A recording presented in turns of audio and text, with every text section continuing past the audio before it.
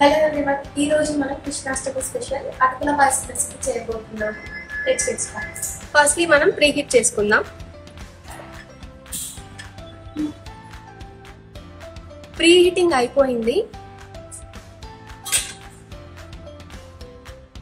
ఇందులో మనం గీ యాడ్ చేసుకుందాం. ఇందులో అటుకులు యాడ్ చేసుకుందాం.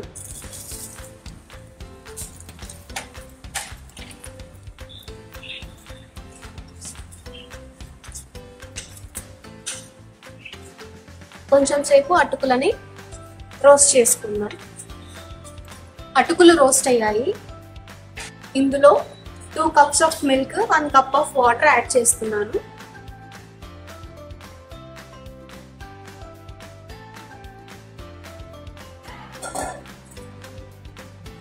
సరే మిక్స్ చేసుకుందాం.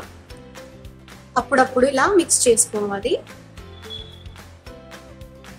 ఇందులో 1 cup ఆఫ్ షుగర్ యాడ్ చేస్తున్నాను.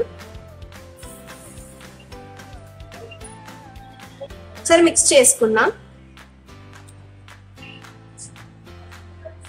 ఇందులో డ్రై ఫ్రూట్స్ యాడ్ చేసుకుందాం. అలాగే ఇలాచీ కూడా యాడ్ చేసుకుందాం.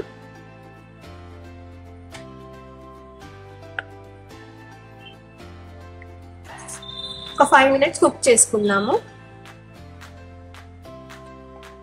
కన్సిస్టెన్సీ థిక్ అయిన తర్వాత ఫ్లేమ్ ఆఫ్ చేసుకోవాలి. అటుకుల పాయసం రెడీ అయిపోయింది. ఫ్లేమ్ ఆఫ్ చేసేసుకుందాం.